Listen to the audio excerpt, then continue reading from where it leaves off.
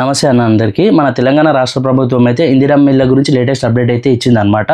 So ఎవరెవరైతే application status check చేసుకున్నారో వాళ్ళకు వాళ్ళ అప్లికేషన్ స్టేటస్ వచ్చేసి సర్వే కంప్లీటెడ్ అని చెప్పేసి, లిస్ట్ టైప్ వచ్చేసి లిస్ట్ 1, లిస్ట్ 2, లిస్ట్ 3 అని చెప్పేసి చూపిస్తుంది అనమాట.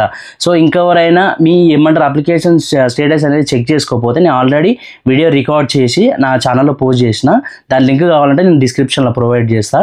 వెబ్సైట్ లింక్ కావాలంటే నా బయోలో పెడతా, వెళ్ళి చెక్ చేసుకోండి. సో ఈ లిస్ట్ 1, లిస్ట్ 2, లిస్ట్ 3 అని చెప్పేసి ఏంటని చెప్పేసి ప్రతి ఒక్కరు అయితే ఇబ్బంది పడుతున్నారు అనమాట. సో దాని గురించి నేను డీటెయిల్గా ఎక్స్ప్లెయిన్ చేస్తా.